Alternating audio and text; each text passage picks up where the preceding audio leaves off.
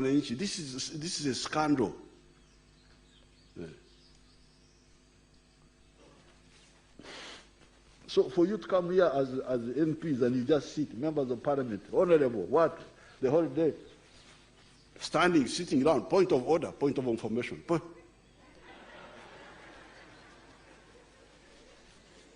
You look like clowns in that parliament there.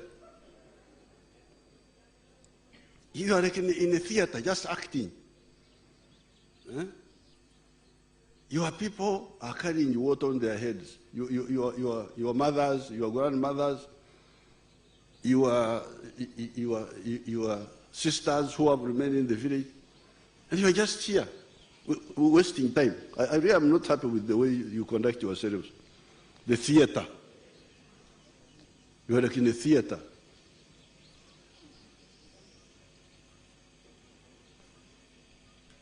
When will the people, all the homesteads in your village, get income? When will they get good houses? When will they get electricity instead of women kuturumuru? When will they get water, safe water and piped water? The mode of transport. That's what we mean by socio-economic transformation. Some of the families have transformed. In my family, Kaguta was the last peasant, was the last village person. They are no longer there, those villagers. But the others, it's not good that Museveni's family transforms, but the neighbors remain in the pre-capitalist mode of life.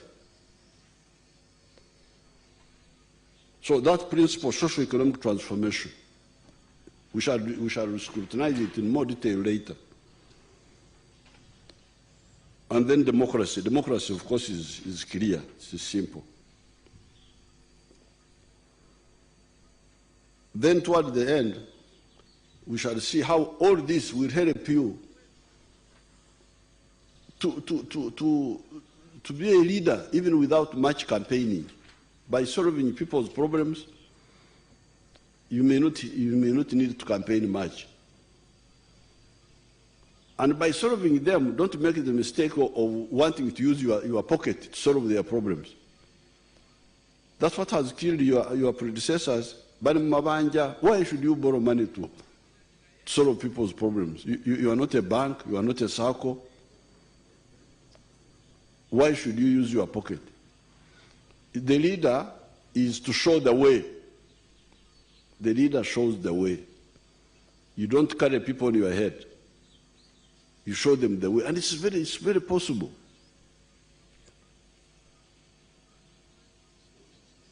Even here, there are some of you who have been elected without using a lot of money.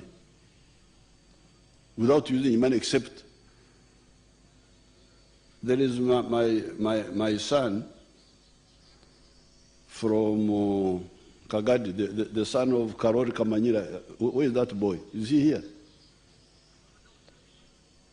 You come here and give your testimony. Come here.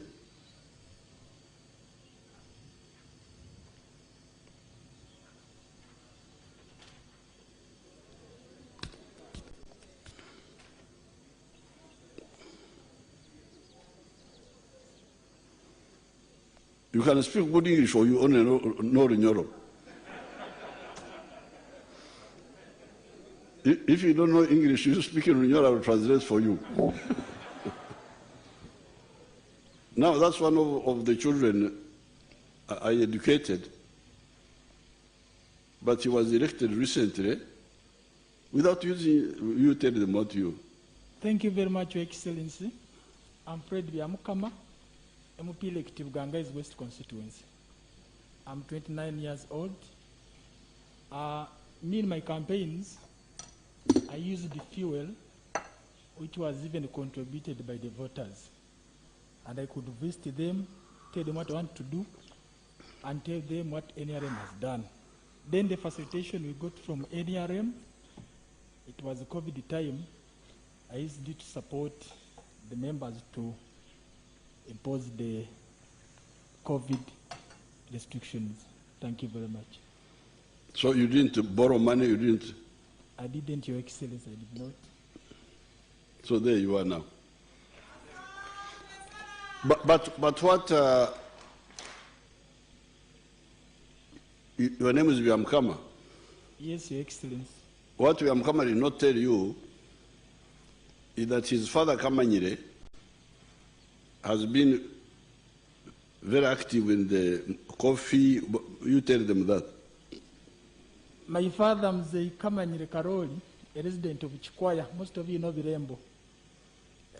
He's a civilian veteran and he's not educated. So when the war ended, for him he embarked on agriculture. So he has been dealing in coffee. He goes, tells the coffee growers how to come up with good coffee. He partners with other buyers, he buys it, processes it, then he sells the seedlings. And that's why how he has managed to bring us up. So the goodwill for the boy was partly because of the work of the father. Thank you very much, Your Excellency. Go and sit. But you see, the father was not giving them money. He was only buying their coffee by solving their problems. So now, finally, we shall talk about mass issues. The mass issues, which are the issues that affect the people. When you read these two documents, and toward the end, I will give you another two, then we can come to a conclusion, so that this parliament, really, the NRM members, we get rid of poverty in our rural areas, and we work together to focus, to telescope the budget, solving people's problems instead of giving ourselves allowances, then traveling, then what? In the end, you get into problems. Some of the problems we have in areas like Kampala, we are sure to come, because in Kampala, you have those young people from poor families, not educated. NRM introduced UPE 1996, but your people have made it fail. We spend money, UPE, but the head teachers are still charging money. Now, because the headmasters are still charging money, they have refused to implement UPE. Because of that, many children drop out of school. So it is that group of school dropouts that has built up in numbers, and now you get this problem of the youth. It was created by the leaders. That problem of the youth was created by the leaders, because they refused to implement free education. Because me, I wanted free education. They have made it impossible. The head teachers, they refuse. And you, the leaders, you allow them. Because you don't want to antagonize them. You get something they call PTA,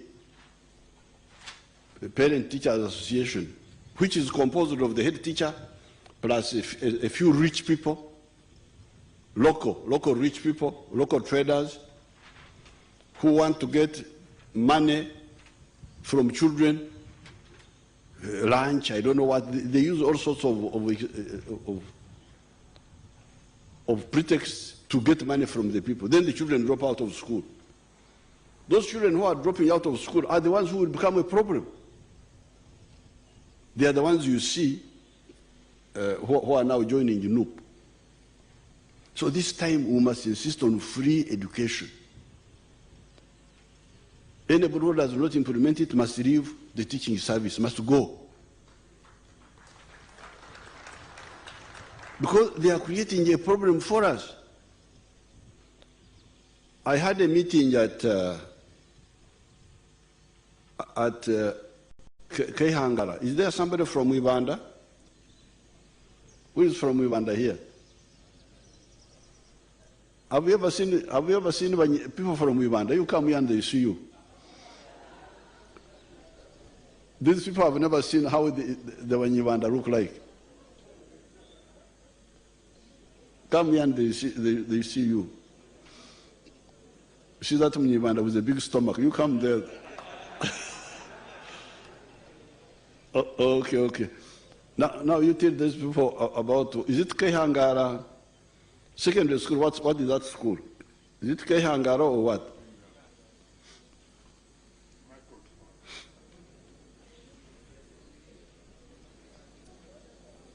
You see that Uganda people are well fed? Yes. Thank you, His Excellency. It is called Kihangara Seed School. Seed school? Yes. Okay, thank you very much. You go and sit. Now, I had, with Biaba Gambi, we had a public meeting there. And I was talking about this refusal to implement free education by the teachers, by the head teachers. The local elite, Banasomako Abon Biaro. They are the ones who have refused to implement UPE. So, and USE. So I was speaking at that school. It was a bit late in the evening, and the public were there. I said, you people, you have refused to implement UPE and USE. Because they were trying to say that if you don't charge, education quality will go down. Educational quality will go down. That when they charge the educational quality, I don't know what. Then my question was, can the parents afford? About 80% of the people said they cannot afford. And you know that they cannot afford because you could see these young mothers, somebody is in her 30s, she already has 6 children. And she doesn't have a good source of income because you have not solved the problem of household income. You have not solved it. We shall talk about it in more detail. So if they don't have household income, how would they have money to pay for education? So these 80% of the crowd said, no, we cannot afford. Then there was one, I think she's like a teacher, who stood up and said, no, nibegiza, nyankore nibegiza. Okwegiza, in Uganda, I think bakita okweko